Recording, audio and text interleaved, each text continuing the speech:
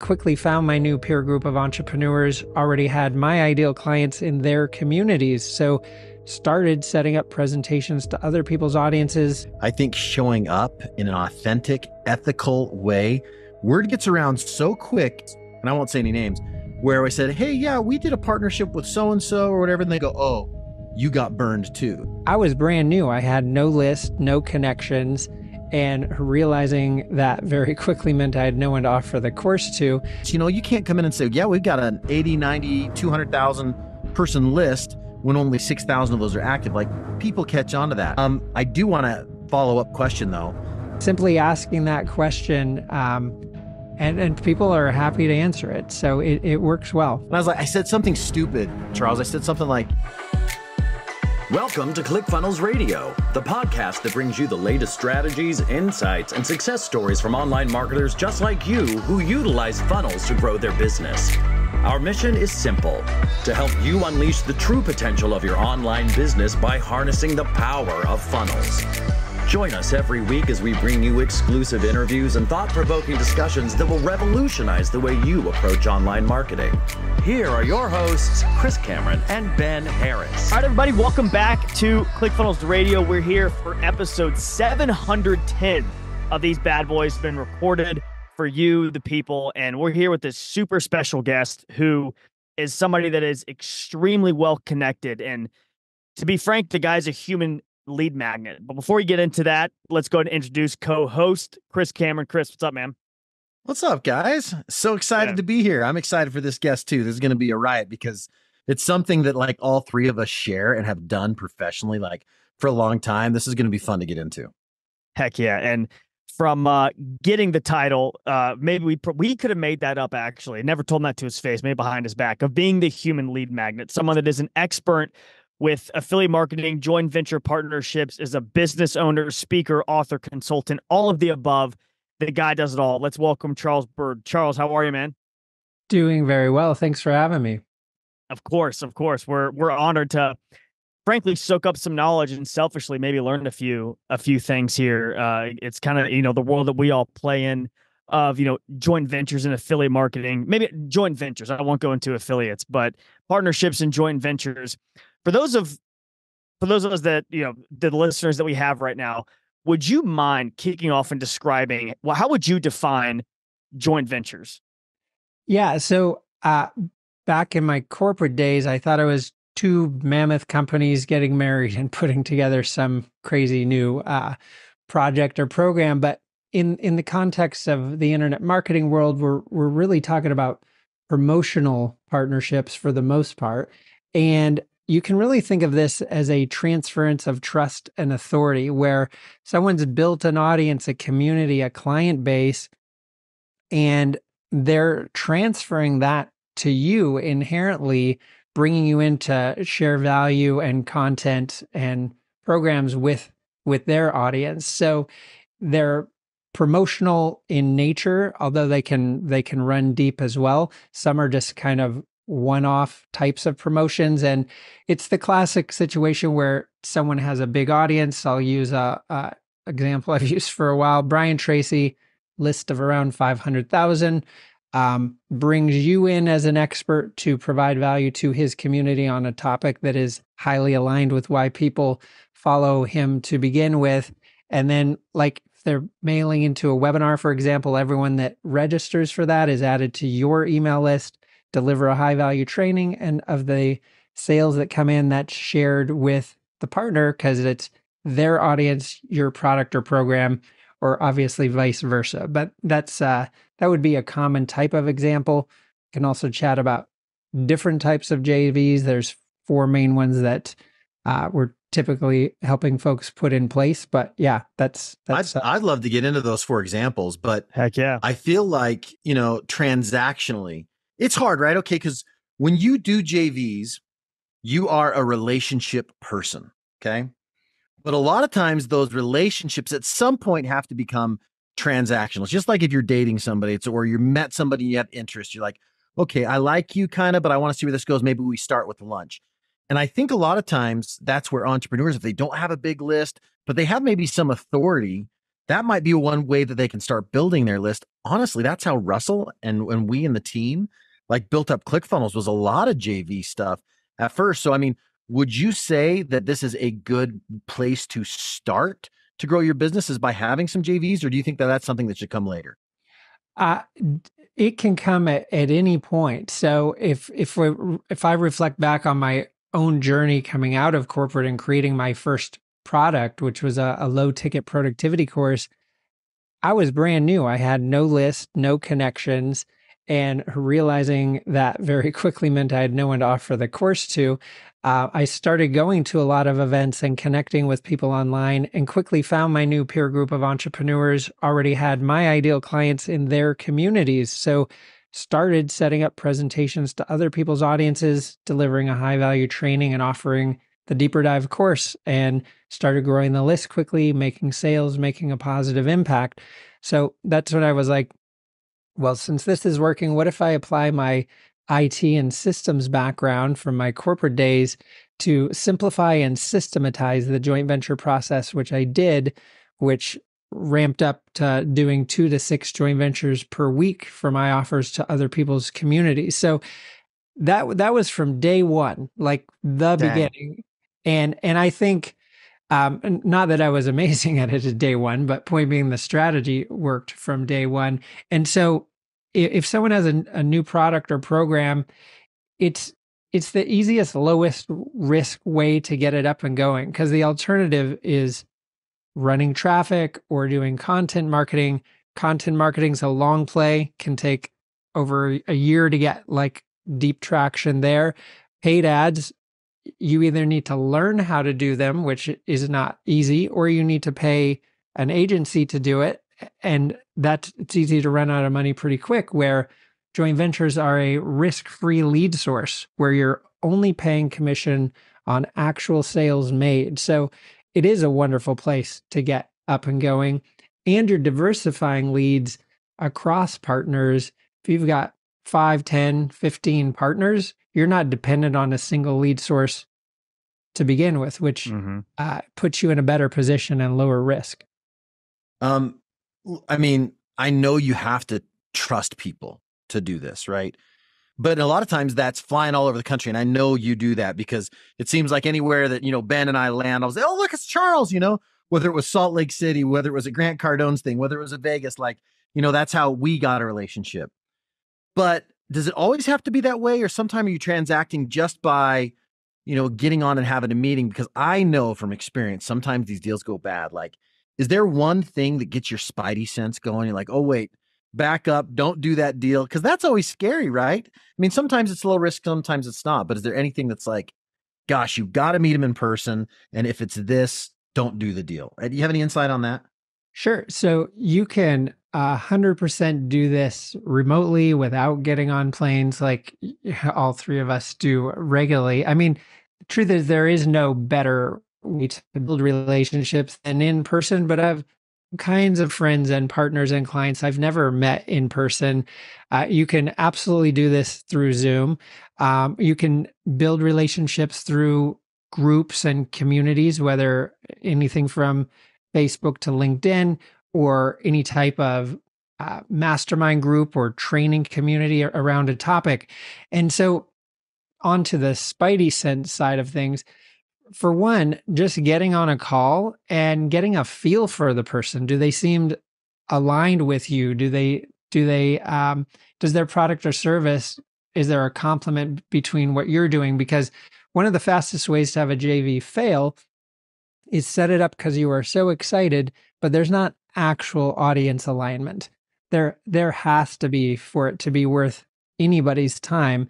But in general, if you're interacting with someone and you feel like this would be someone I would enjoy hanging out with or going to dinner with or whatever, versus someone you kind of instantly feel a little repelled by because maybe they're a little too slick and shiny, trust your instinct because it's right.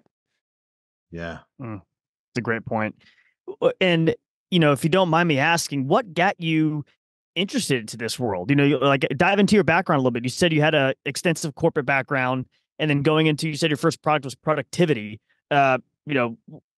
what led you to the internet?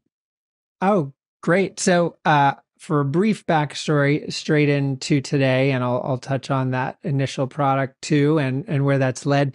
I worked in the Silicon Valley for 15 years. I was a director at a billion-dollar software company. I left to get a taste of the entrepreneurial freedom I read about in books.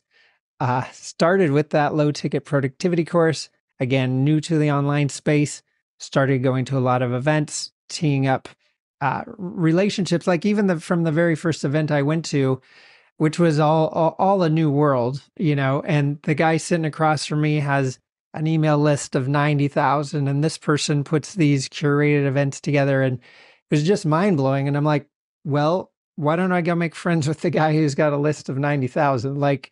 And then as I started getting traction with joint ventures early on, and then did apply my IT and systems background to simplify and systematize it, I started just ramping up a higher volume of them, 2 to 6 a week, to where other people were noticing that. And I was at a mastermind in Aspen, and my phone's blowing up with texts and messenger messages, people knocking on the room door going, how do you line up so many of these deals? So I decided to put together my first high ticket event called Pure JV, which coincidentally, those were piggybacked on the front of TNC.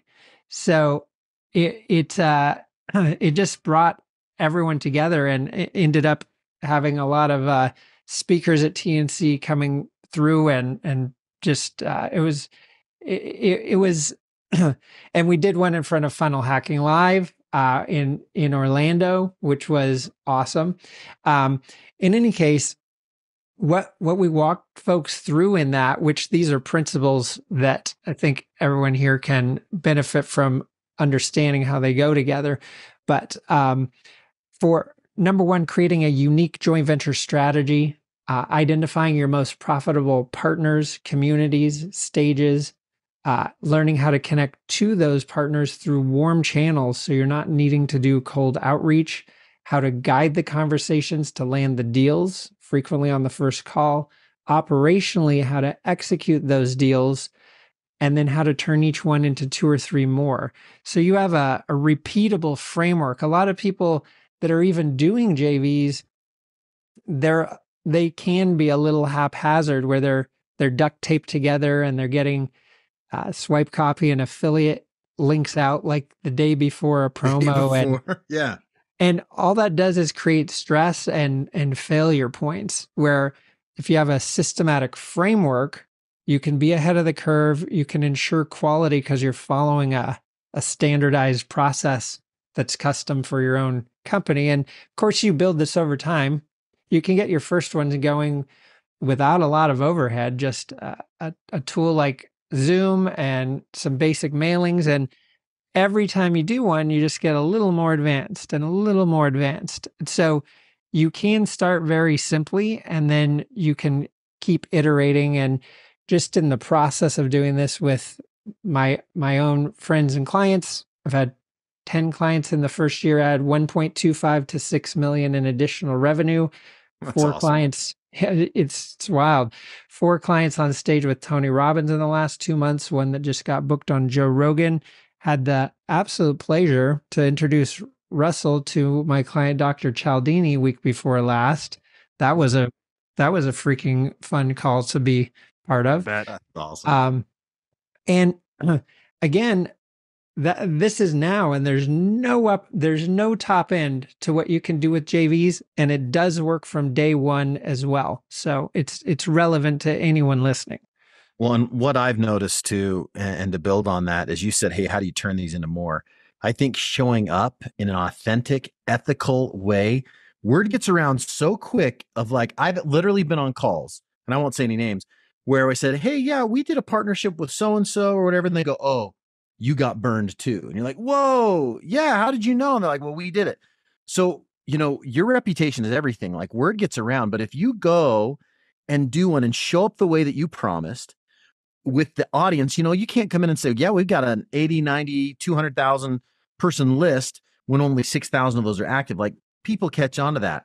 But if you nail one, that oftentimes will bring 3, 5, 10 more deals, just because they say, have you talked to Charles?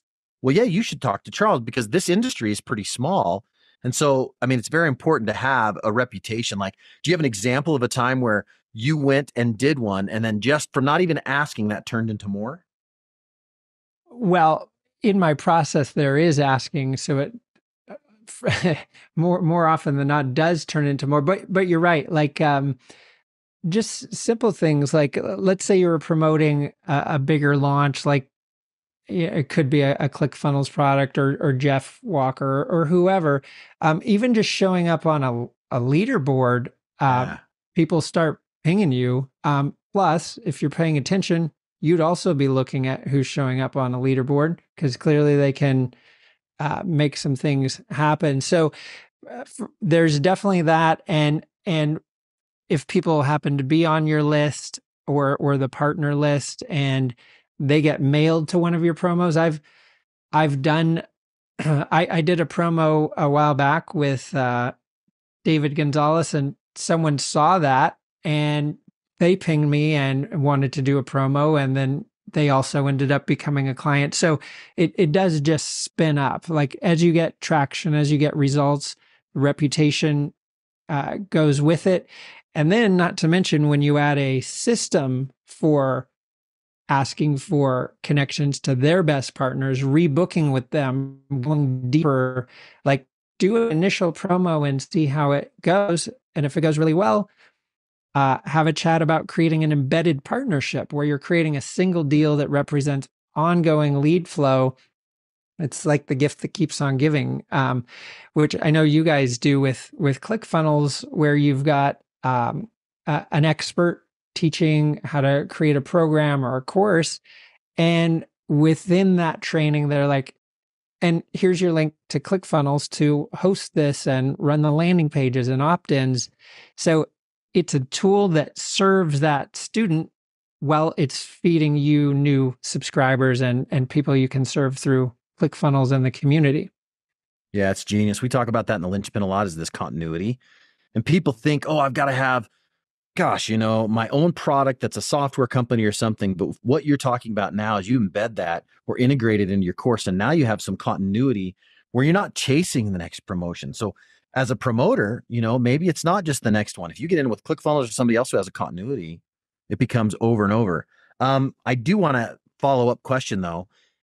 You say that you do ask. What is that process? If you can just give us a little look at what that process looks like. Like, hey, this worked good. I think that everything was good. Do you have anybody else you think that could benefit from that? Is it as simple as that, or is it more?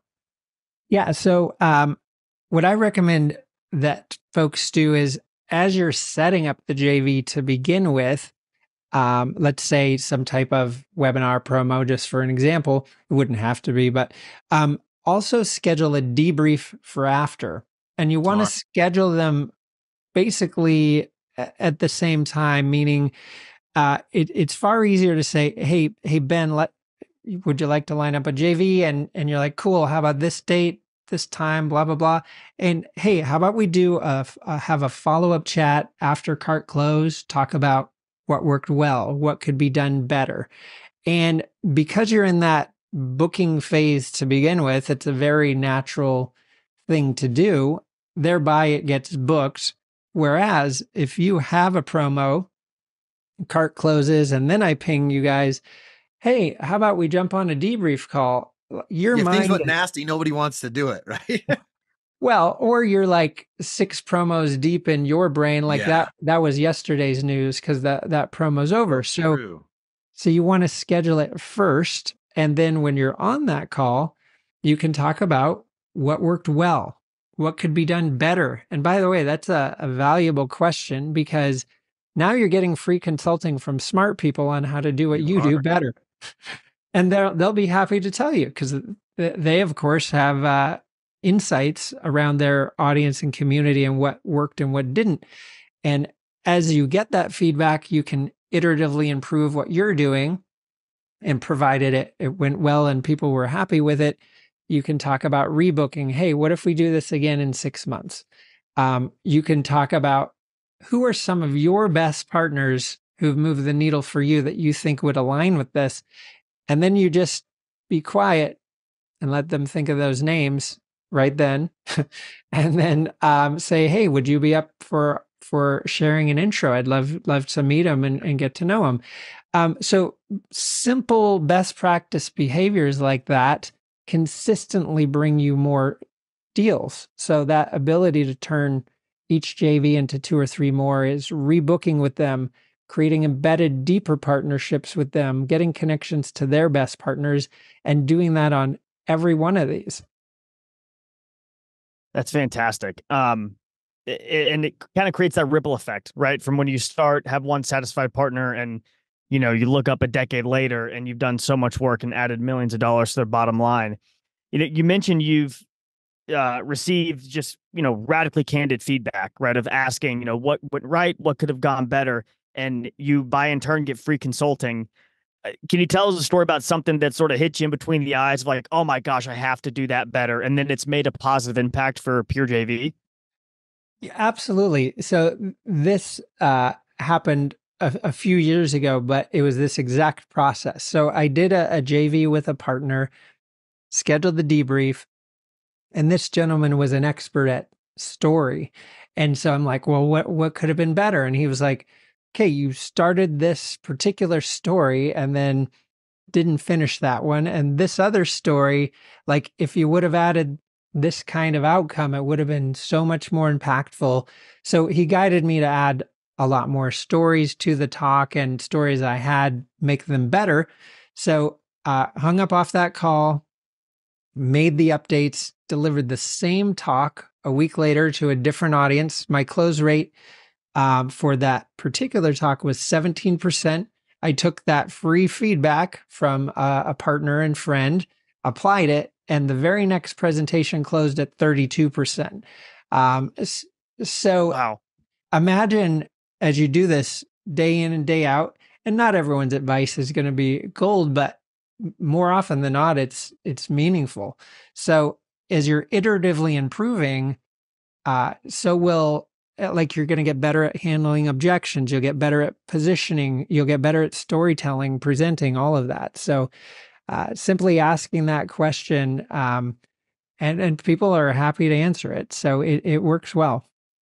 Yeah, and I think there's a balance there too of actually being able and being willing and humble enough to listen and to adapt. I've spoke at a lot of places. I remember one, this is crazy. Like I remember one I had said something like, and it was just in jest, like the reason that I was there versus like Russell, for example. And I was like, I said something stupid, Charles. I said something like, Russell wishes he could be here, but he's got bigger fish to fry. And I just kept going. And okay, so that's the reaction. Like I didn't think about it all from stage, but I had somebody come back and give me that feedback.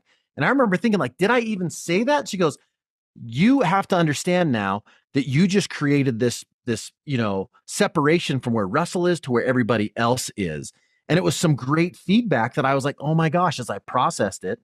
And I kept using that. I said, he really wishes he could be here, but he can't, but he wanted me to send his love, something like that. And so being able to listen, that's something that I've had to learn. And it's not easy for entrepreneurs because you have to have a pretty thick shell as an entrepreneur and not worry about what other people are thinking, because you just have to keep just going and grinding through it. So how do you find that balance of, no, I've got this, but also being humble and listening to feedback?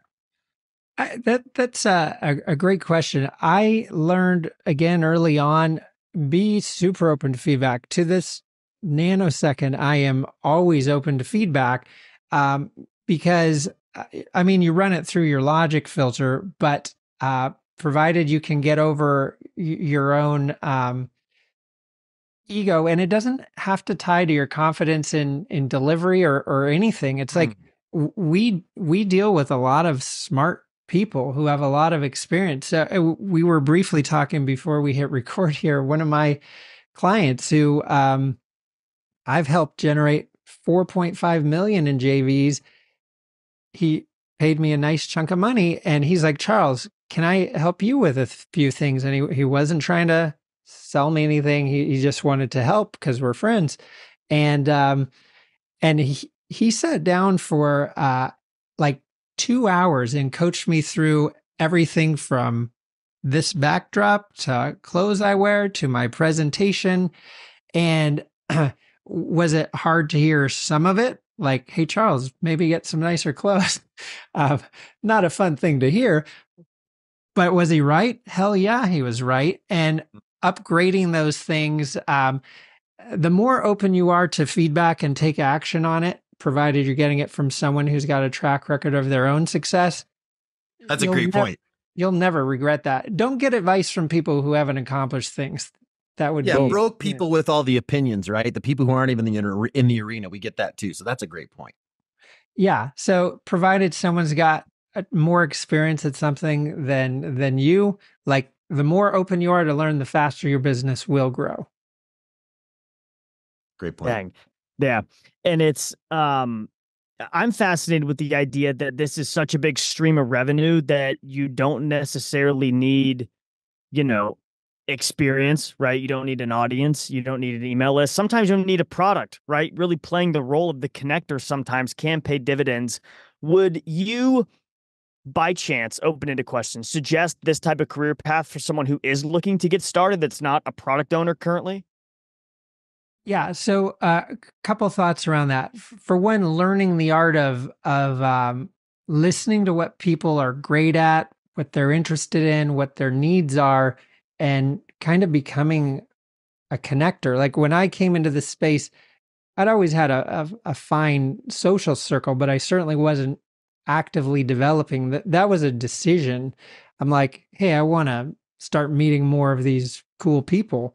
And so learning that as a skill set, even at a single event, just chatting with someone here, chatting with someone there, you're going to hear positive overlap where you can start connecting and facilitating. So you certainly can start leveraging that to not only grow your own network, but provide value, more importantly, to the people you're connecting with.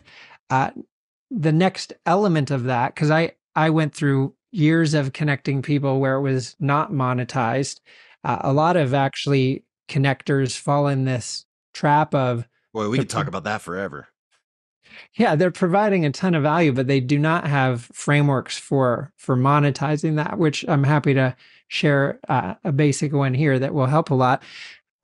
So you can put people together and broker deals. Typically, you're going to get around 10% of those deals.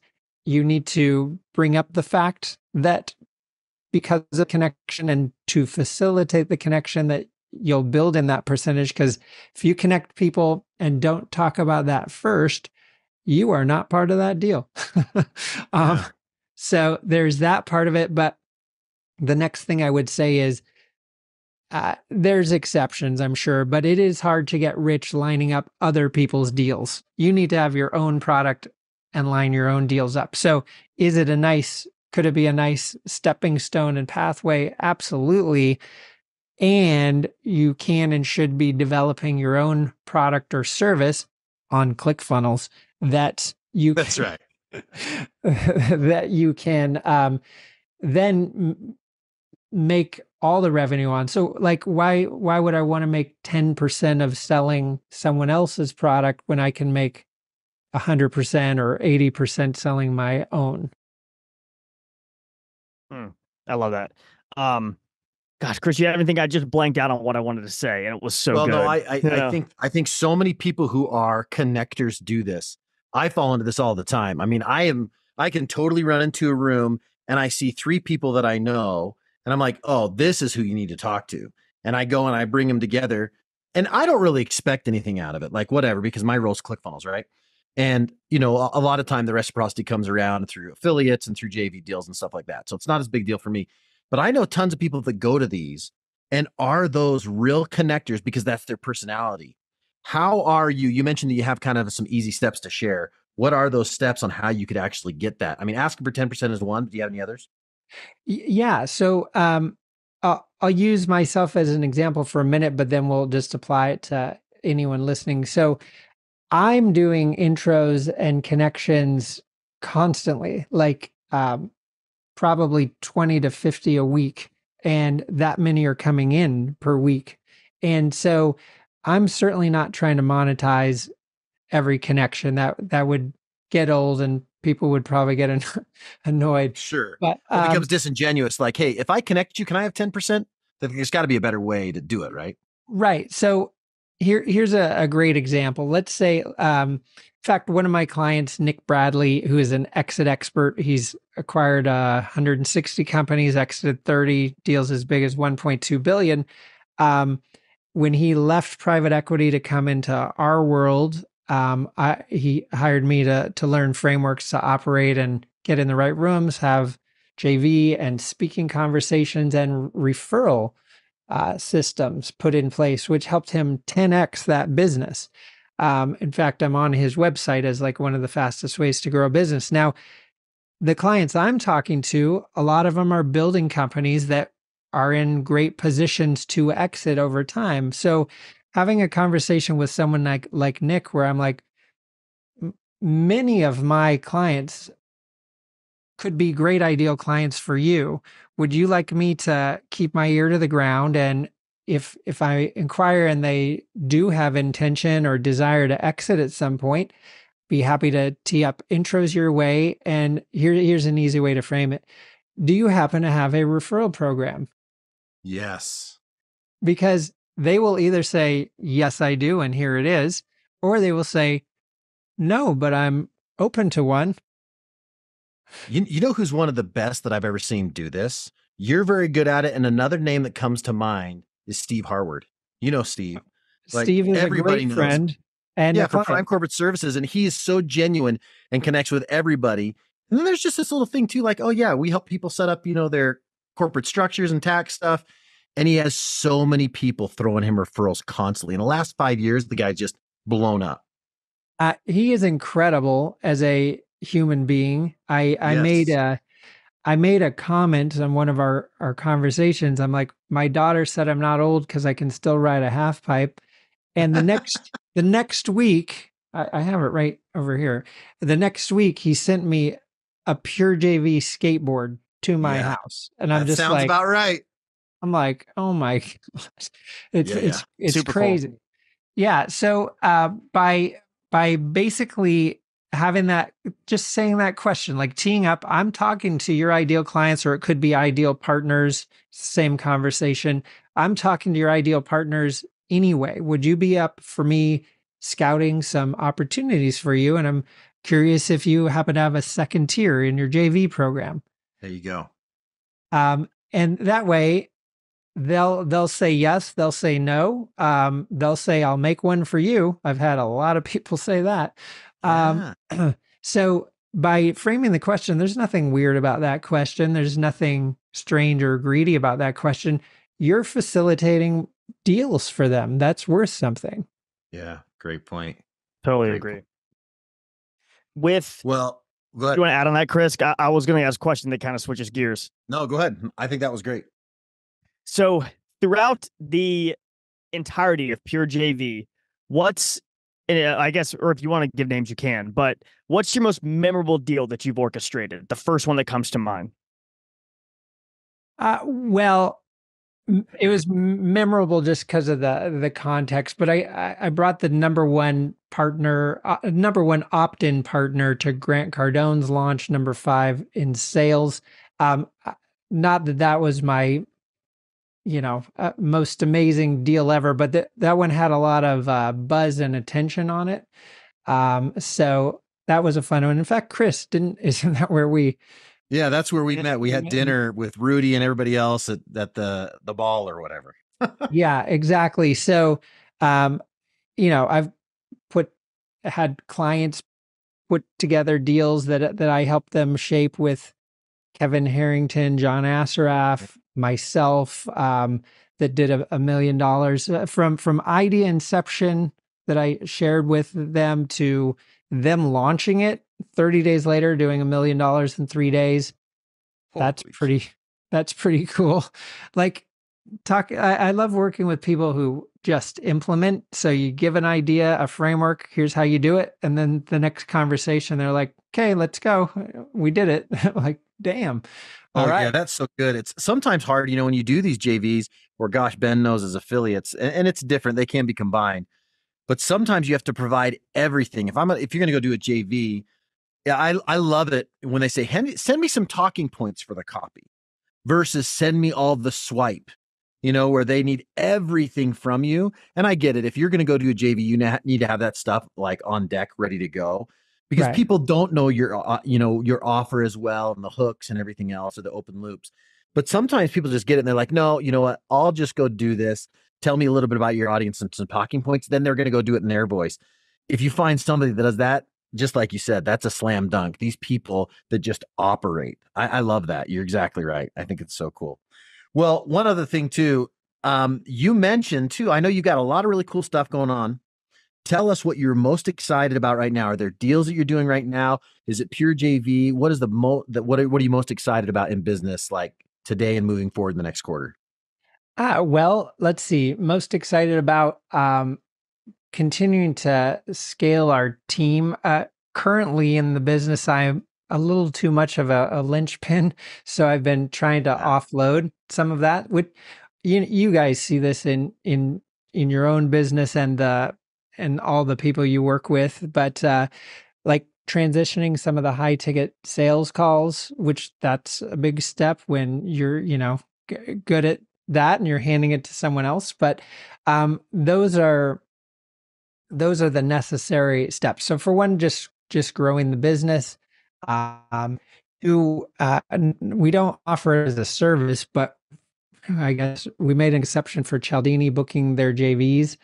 So I was on with Eben Pagan yesterday, and so teeing up some big deals around that, and basically just doing more speaking. I spoke last week in Cabo for a mastermind and booked Genius Network again. So I'd say more of the same, but transitioning all as much reliance on me, so I can become more of a business owner than the guy doing a lot of the.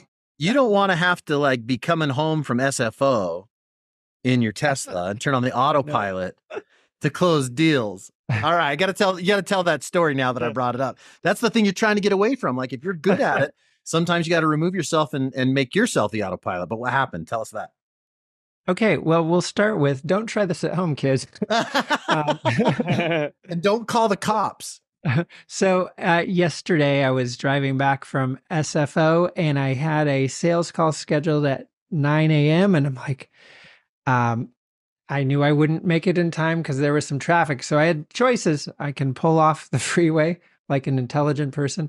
And I had back-to-back meetings and didn't want to be stuck in the car all day. So I'm like, I will try running this call from my car. So I set up my laptop, put it in autopilot, jumped on the call, and did the call through Zoom in autopilot. And the wire came through this morning because I landed that plane. Isn't technology great? But awesome. You know what? I bring that up, and it's just a fun story too. Is like sometimes that's the hardest thing as a business owner is to try to remove yourself. Like you're the linchpin. How do you remove yourself? And sometimes people are the bottleneck, honestly, right? Sure. How to remove yourself too, and let the people that are around you. This seems to be a common theme, right, Ben, that comes up on the podcast. Like everybody reaches that certain level in their business where they're like, okay, I got to step back and do my superpowers, but then maybe train some people on some of these other superpowers. How are you going about doing that to free yourself up for speaking events and stuff and let other people do it? Yeah. So just working from that warm circle around you, that as you get good at developing relationships, you find people stay in your world for a while. One of my good friends, Joe Stolte, he's always Love Joe. He's such a lovely guy. Awesome. He's always scouting talent and expertise. Maybe not for now, just for whenever. And so he knows who he's going to go to. And like one of our coaches on our team has been with us over 4 years. He started doing some of the coaching program sales, and now we're bumping him up to do high ticket sales. And then a friend of mine who I met at a JV event years ago, he's like, he did a lot of sales for people you'd know, including Grant. And so I'm training him up to take certain types of calls that we run. So just as you meet people, learn what their expertise are and then also what their needs are. Because by knowing that, you can either match them up with opportunities that fit, or sometimes that opportunity will be working with you. So that's been a good thing. And honestly, I've gotten kind of lucky in hiring. That a lot of companies have rigorous, great processes. I've just kind of went with how do I feel when I'm hanging out with this person, and how do we complement each other? And thus far, that's worked well to attract strong people on the team. Again, that wouldn't be a scientific way to do it. You may want more rigorous, but the gut feel. Yeah, I mean, not that will always work, but it's worked really well. I mean, my business partner and I, same thing. We didn't even have a written contract for years because we're just, we knew, we're like, cool, yeah. This person's great. And yeah, one topic I'd love to bring up for a second is what skill sets do you have that you can apply to another market that would be worth way more? So I'd always be thinking about that in relation to your product and your own skill sets. And to just tell a brief story on that from a sale I closed last week. This gentleman hired me to help scale a company through partnerships, but he's also spinning up several other AI companies with the intention to partner with a leader in different verticals. And so I've been brought in as a full equity partner to put those deals together, spin up sub companies with the goal of exiting those in 2 to 3 years.